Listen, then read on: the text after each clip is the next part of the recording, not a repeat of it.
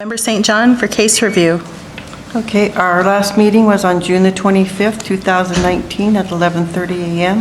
At this meeting, there was no discussion of cases or votes taken on any issues. The purpose of this meeting was to discuss two items. The first one was the ordinance. The second was recommendation to the full board on how to proceed with the cases until City Council takes final actions on the ordinance. In regards to the ordinance, the City Council has amended it for clarification, and this proposed ordinance will go before the City Council on August the 5th, 2019. Also, Mrs. Gooch, the Board Attorney, will be advising us, and we can schedule our next case review meeting. In regards to the cases, the Case Review Committee, our plan is to just extend the next meeting, and if necessary, we will add another meeting. And Director Harness has posted these pending cases that need review on SharePoint, so we all have the opportunity to review them. It's not like we're not doing anything. The Case Review Committee, we're still working our cases and we're reviewing them. We're just not discussing or voting on them. Do you have any questions? So it's just a point of clarification. The second meeting you talked about, because there's a number of cases backed up, it may take more than one meeting for us to catch up. Yes. And so the second meeting would be for that purpose. Right, that's correct. So we won't be discussing these cases tonight? No. Okay. I think Mr. Harness may have some cases he needs to discuss. I think that's what we heard. Is that right? I don't know. I haven't heard anything. Did you? Chair Galloway, Vice Chair Fine, Member Waits.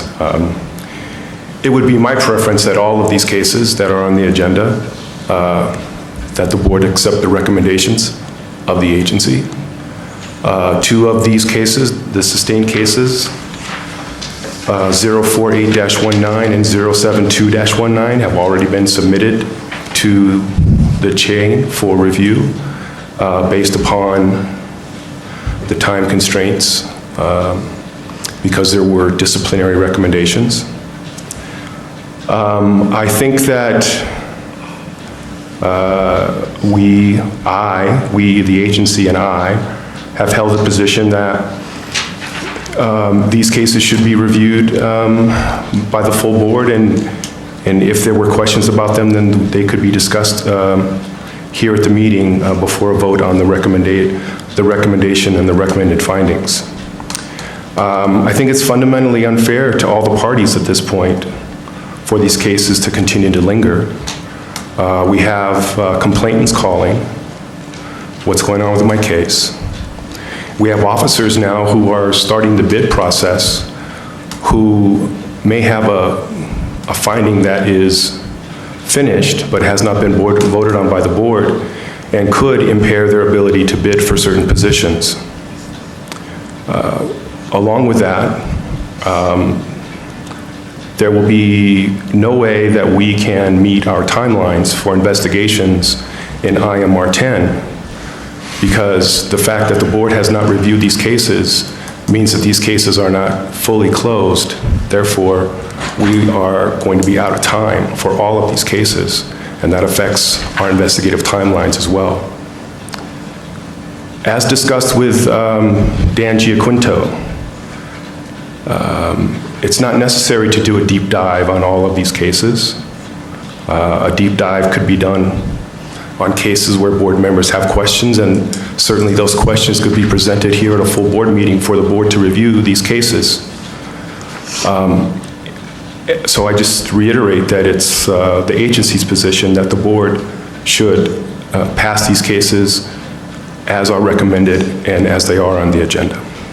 I strenuously object to that. I would like to say something first. I understand your concern, but I also the board members should have had notice of what you were going to say tonight because none of them has probably reviewed them in SharePoint. Well, it doesn't matter. We are not the cause of this delay, okay? It was not our doing that made this delay happen. So if you have cases that are with discipline and you want to bring them, rock on, do it. But the rest of the process is a process that we will go through as we have. But to hold us accountable for that, when we're not the ones who did it, the city made a change in the ordinance that affected whether or not the case review could meet.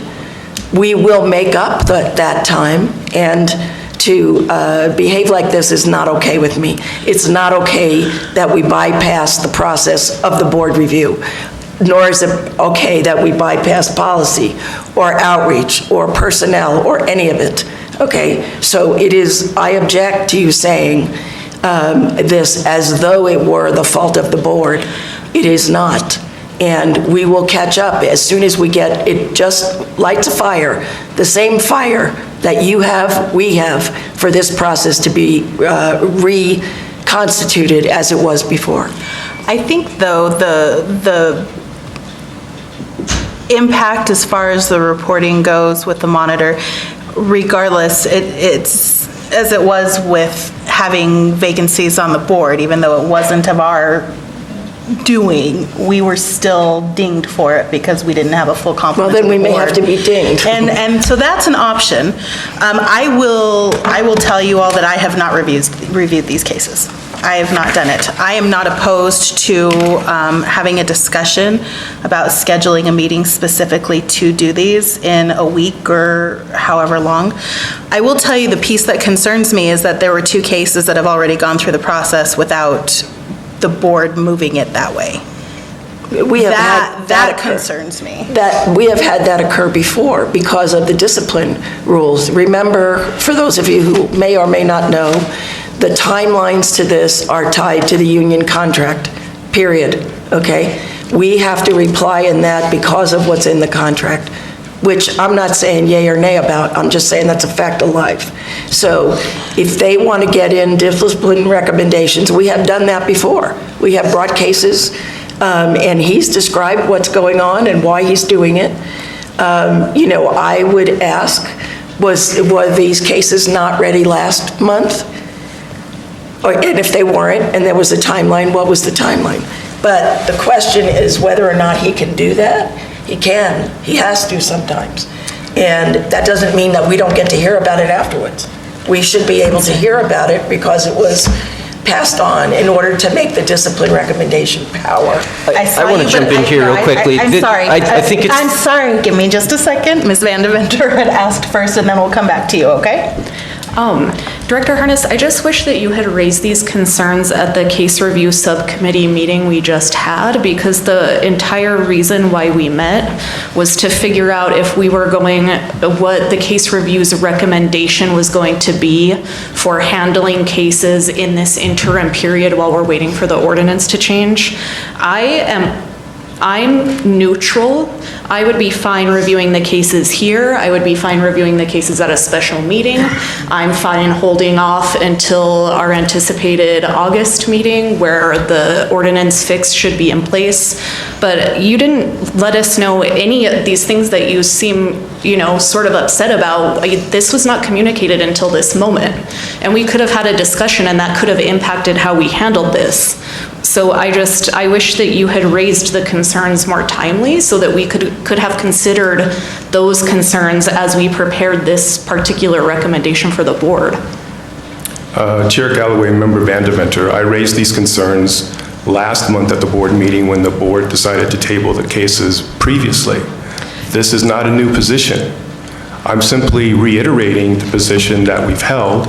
I'm letting you know that in accordance with the ordinance, I am empowered to move those 2 cases forward, which I did, and I'm simply reiterating our position again, as these cases are on the agenda for this evening. We could have had a more robust discussion about it, though, because at that's what that subcommittee meeting was for, and we didn't discuss your concerns because you didn't raise them at the meeting that was intended to be a discussion of this particular thing. And I wish you would have, because we could have maybe come to an entirely different conclusion where we're not having this issue right now. Well, and there's nothing that says that when any cases that he put forward, what we've done in the past is he's explained those cases here at the board meeting and said I had to put these forward because it was a discipline thing tied to it. So you can do that now. We can do that in just a moment. Mr. Olivas? So I want to say I take a totally divergent view here. I completely support the agency's position on this. I've spent a good deal of time as a new member reading the ordinance, and it's the responsibility of this full board to review cases. I think that we're abdicating our oversight authority to the agency because we're not seeing these cases in a timely manner. Because now these recommendations are being made to the chief without our input, without our review. So we're actually losing authority here. We're ceding authority, and we're reducing transparency and oversight of the department here because we're delaying cases for a matter that is arguably out of our control. But the full board is still able to hear cases and vote on cases, and you know, I wasn't aware that that wasn't always the procedure here, that we were abdicating that to a smaller No, wait, no, you misunderstand. committee to The do that committee for us. it's not an abdication. The committee reviews, like most committees review things in real drill-down fashion. And we bring the concerns we share, one of us or all of us, and bring them out and say, here's what we're concerned about. Here's what we discussed. We go through the drill down, and we make recommendations to the board. We don't vote on whether they go through or not. Well, no, I understand that, and I fully support that process, but I also think we need to look at the bigger picture here, which is that ultimately, it's doing a disservice to the complainants, to the department, to the agency, and to ourselves to not act on these matters in a timely fashion. Because I was here in June when these cases were deferred, not on the board, but I was here, and now they're being deferred again, so we're creating an even larger Do you know backlog. why And that in is? theory, in August, this will pass council, but Do you know why they're deferred? Because the city council created a line in the ordinance that said the case review committee cannot exist because every case should come to the board without the process. And that is what we objected to. So the city has now acquiesced to that or not, or said that wasn't our original intention. And now we're changing that back to what it was before. That's the process we're in. Our attorney said that we were in danger of being sued, brought to court because we were hearing cases when the ordinance wasn't resolved. And that was That's the reason for the suspension. no, I understand that and support that, but what I'm saying is that we still, as a board, the change in the ordinance didn't change our ability to act on cases That's not, as a board. that's true. Correct. Well, it sort of is true.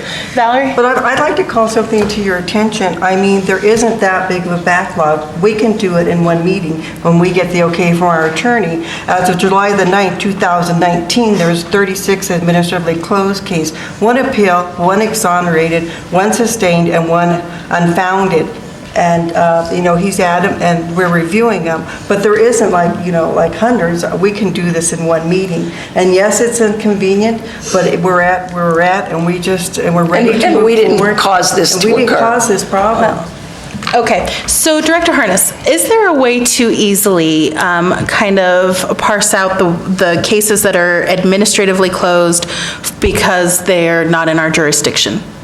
Because there was By no... the time you do that, you're going to be done with it anyway. That's why I asked easily. I don't know, I'm not on case review, so I don't know. Could I ask you exactly where we are on the agenda? It seems We're Case review. We're under the committee meeting of case review, so we're not going to do that yet. I'm just asking the question if it can be done. Well, what I'd like to do is close out this case review report so that we can move on to other business. I would like an answer to my question first, and then I'm happy to do so. Director Harness? Chair Galloway, quite frankly, no. I mean, these administratively closed cases may have a page or two of dialogue within the findings letter.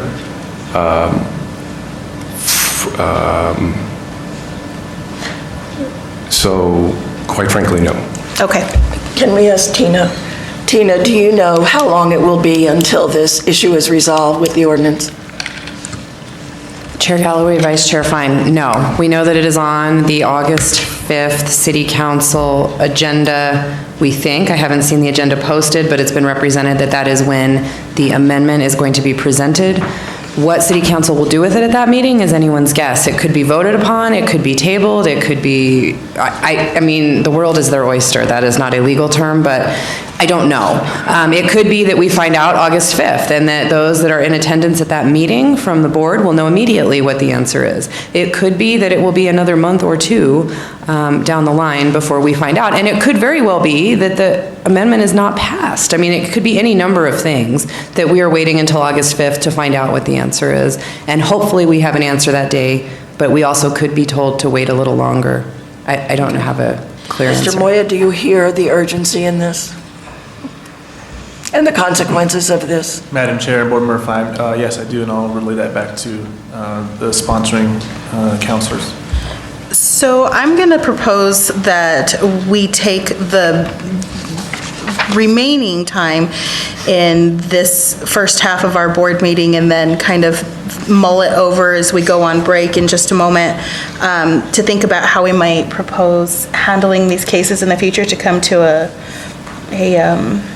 solution that will work for the agency and get us moving forward as best we can until the ordinance is settled. Again, we're adjusting our behavior because of the lack of behavior on someone else's Sure. part. We just Not okay with me. may need to adjust further. So, okay. Valerie, do you have anything else for your? No, that was it. Thank you. Okay.